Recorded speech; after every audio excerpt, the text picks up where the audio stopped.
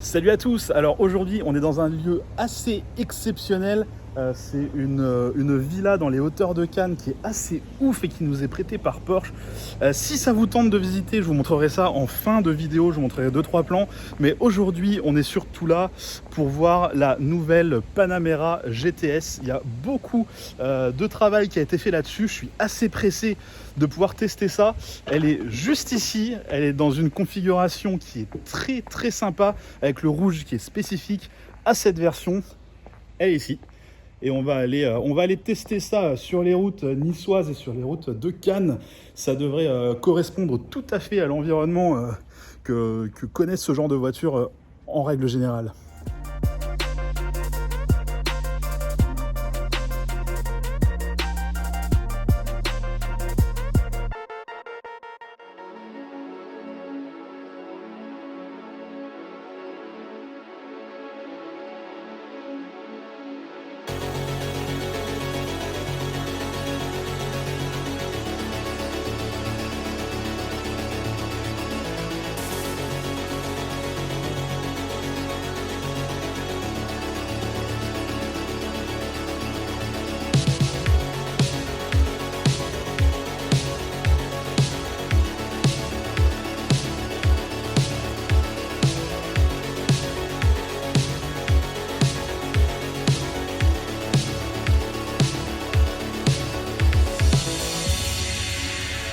Bon, ça y est, j'ai pu faire quelques bornes avec cette nouvelle Panamera. Les routes sont magnifiques ici et cette voiture est superbe pour ce genre de route. Vraiment, c'est super agréable à rouler. Alors, petite présentation, c'est la Panamera. Le mec, il vient de taper un burn. En fait, il faut savoir qu'ici, il y a beaucoup de voitures. Il y a des trucs très sympas qui passent. Moi, ça me va. Franchement, ça me va sur la vidéo, tu vois, ça pose pas de problème. Donc je disais, c'est la Panamera modèle 2020, c'est vraiment la phase 2, celle qui viennent à peine de sortir. Les améliorations sont surtout au niveau du châssis, au niveau du moteur, au niveau de la sonorité. Comme vous pouvez le voir au niveau du design, les changements sont clairement pas énormes. Les évolutions de style au niveau de l'extérieur sont pas énormes. Cela dit, on peut quand même parler des petites spécificités de la version GTS, notamment l'absence totale de chrome sur les parties extérieures. Alors, à part les jantes, parce que les jantes ont été commandées spécialement sur cette voiture pour avoir une partie en chrome. Mais comme vous pouvez le voir, ce qui se trouve autour des fenêtres, même au niveau des insignes à l'arrière, le Panamera GTS, etc. Tout est noirci, tout est en noir, un petit peu comme sur mon Cayman quelque part. On remarquera également qu'on a les feux cristal qui sont en option sur toutes les Panamera, sauf sur la version GTS. Sur la version GTS, c'est de série. On a d'autres petites spécificités à l'avant. Alors, j'en profite pour parler également des rétroviseurs que nous avons en noir.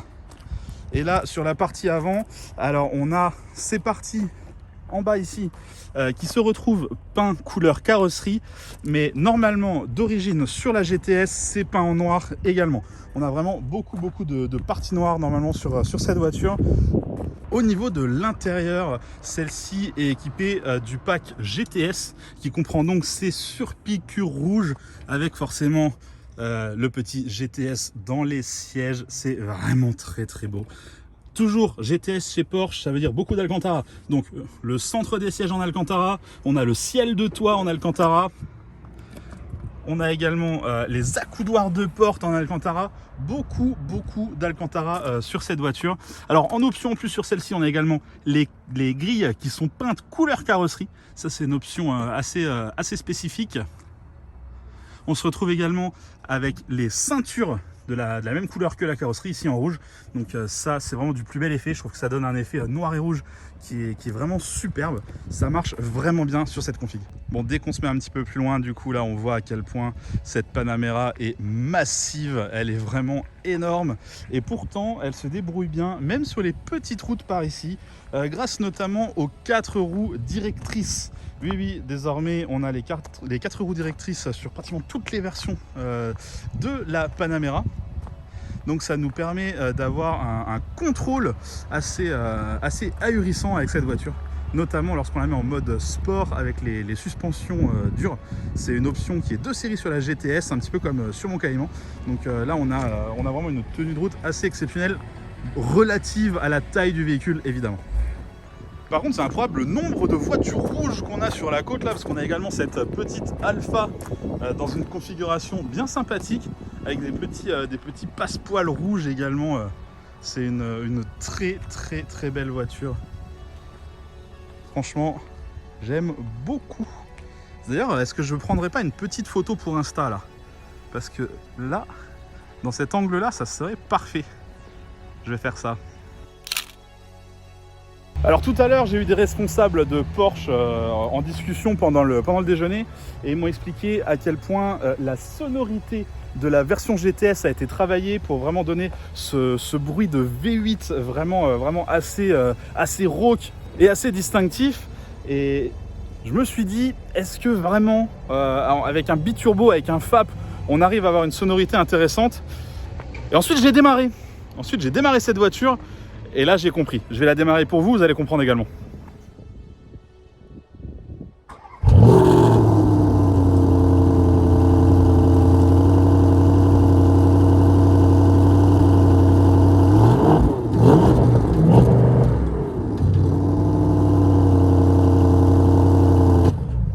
Alors par contre, j'ai pas pu taper les petites rêves de d'habitude parce que Porsche a mis un limiteur. C'est-à-dire que maintenant, on ne peut plus taper des accélérations au point mort dans une Porsche. Je l'avais déjà repéré sur la 992. C'est également le cas pour celle-ci. Donc c'est un anti-kéké mode qui a été mis. Finalement, c'est pas plus mal parce que ça a absolument aucun intérêt à part amuser la galerie de faire des petites accélérations à l'arrêt. Et puis je pense que ça doit abîmer un petit peu la mécanique également de taper ce genre de montée en régime aussi rapidement et sans que le reste de la voiture tourne.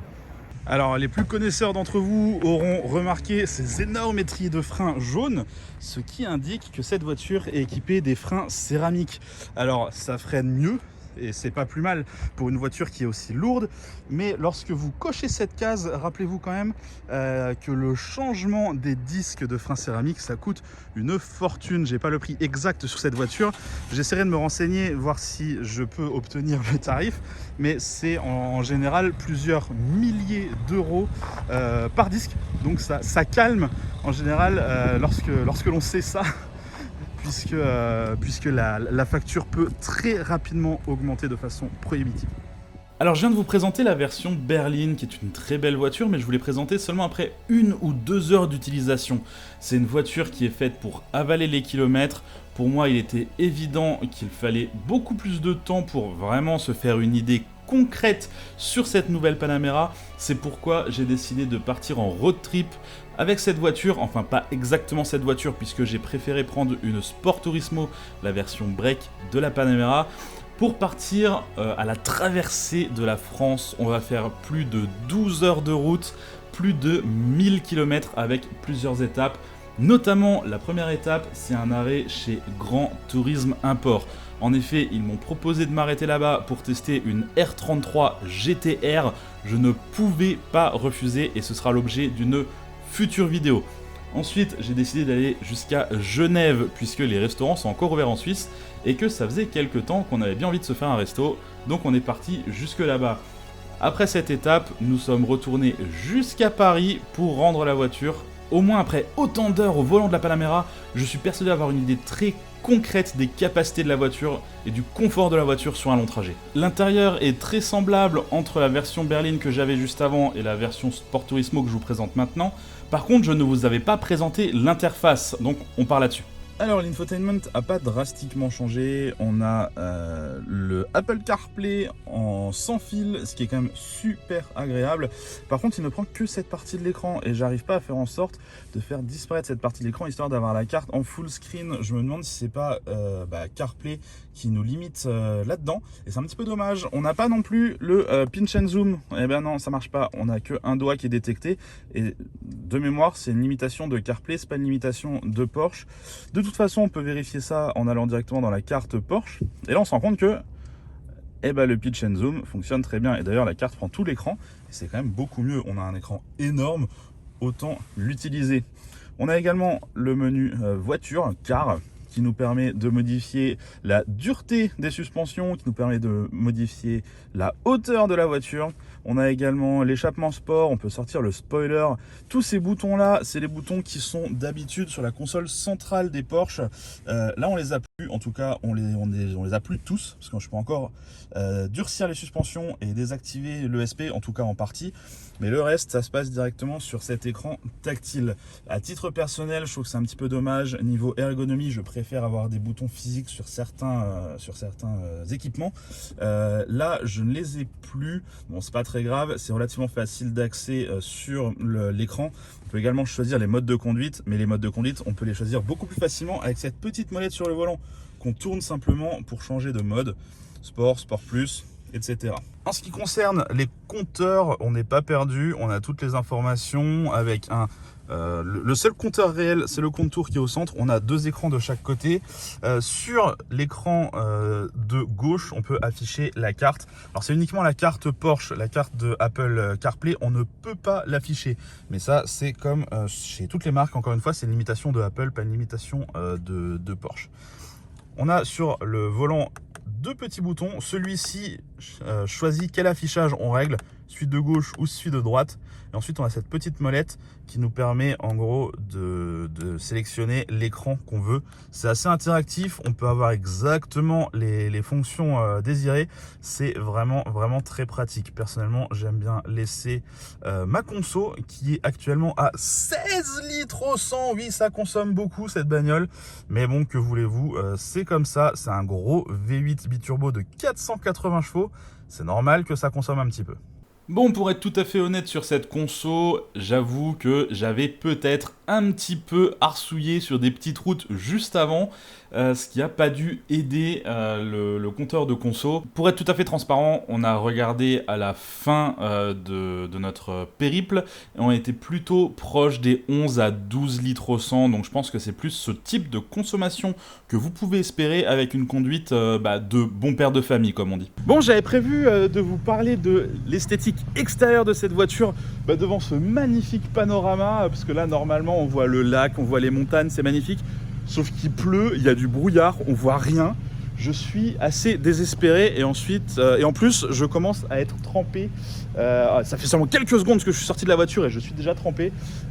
Donc on va attendre un peu, j'en parlerai plus tard, et on va plutôt se faire un petit resto puisque nous sommes en Suisse et les restos sont encore ouverts. Après notre petite pause restaurant, on a repris la route de nuit vers notre hôtel et on a donc pu tester les phares Matrix LED qui sont une nouveauté pour moi. J'avoue que on ne teste que très rarement les voitures de nuit et donc c'était la première fois que j'avais vraiment des feux Matrix LED en utilisation réelle. Et ça marche vraiment super bien sur cette vidéo. On peut vraiment distinguer à quel point le faisceau lumineux disparaît dès qu'on croise une voiture ou dès qu'on suit une voiture. Donc on peut rester en plein phare tout le temps. La voiture arrive à gérer le faisceau de façon à n'éblouir personne. C'est vraiment magique. Bon, lendemain, nouvel endroit, il fait toujours aussi moche. Et en plus maintenant c'est bruyant. Mais bon, j'avais quand même envie de vous parler un petit peu de l'extérieur de cette voiture. Mais du coup, je pense que je vais le faire en voix off, vu le vent et vu le bruit de la route sur le bord. Allez, c'est parti. Merci à mon moi du passé de me laisser la parole. Effectivement, à cet endroit-là, c'était relativement bruyant et c'était pas possible de faire ce commentaire en direct. Donc il a fallu que j'attende un petit peu. Mais je voulais vraiment vous parler des différences entre la Sport Turismo et la version berline. Au niveau de l'intérieur, les différences sont pas violentes. On a quand même beaucoup plus de place sur le coffre. Et je dois avouer que esthétiquement, la version Sport Turismo est beaucoup plus jolie, à mon sens. Bon, à titre personnel, je trouve que les jantes qui sont choisies sur cette version Sport Turismo sont moins sympas que sur cette version berline, mais bon, on va pas faire les difficiles, cette Sport Turismo reste quand même très jolie. Je pense qu'il peut être intéressant de noter également que c'est que à partir de cette année que la version GTS est disponible en Sport Turismo. L'an dernier, ce n'était que la version berline. D'ailleurs, il y a toujours une version qui n'est pas disponible en GTS, c'est la version exécutive. En fait, chez Porsche, sur la Panamera, la version exécutive, c'est la version rallongée. Ça se vend très peu en Europe, mais par contre, dans des pays comme la Chine, par exemple, ils ne vendent pratiquement que ça, donc c'est une version qui ne doit pas être négligée. Mais comme la finition GTS c'est une version plus sportive, il a été décidé que la version exécutive ne serait pas disponible. Mais attention, ce n'est pas parce que vous n'optez pas pour une version exécutive que vous êtes mal reçu à l'arrière d'une Panamera. Regardez l'écran disponible pour les sièges arrière, c'est assez impressionnant. Vous avez toutes les fonctions nécessaires pour la clim, le chauffage, les sièges chauffants, les sièges massants. Vous pouvez diriger toutes sortes de choses et c'est assez impressionnant d'avoir ça à l'arrière d'une voiture. Encore aujourd'hui, il y a des voitures qui n'ont même pas ça à l'avant. Et à l'arrière de la Panamera, vous avez un écran qui vous permet de diriger tout et n'importe quoi. Vous pouvez par exemple régler très précisément la chaleur des sièges chauffants, que ce soit au niveau dorsal ou au niveau du siège en lui-même. Vraiment toutes sortes de réglages qui vous permettent d'être au top du confort. Et on a même accès aux données de la navigation. En gros, on a pratiquement toutes les informations qui sont disponibles sur l'écran avant, sur l'écran arrière. C'est impressionnant. Bon, en conclusion, ce que j'ai pensé de cette voiture, c'est une routière qui est géniale, elle est vraiment confort. Sur les petites routes, elle se démerde vraiment très bien. Elle est agile pour une berline aussi grosse, c'est vraiment impressionnant. Elle est agréable à rouler, elle est vraiment fun. Le reproche que je lui ferai, c'est qu'elle est quand même vraiment massive et que lorsqu'il s'agit de la déplacer en ville, franchement, parfois, c'est un petit peu compliqué. On a du mal à jauger la largeur de la voiture. Les gens qui sont autour de nous ont du mal à la jauger également. C'est toujours un petit peu compliqué.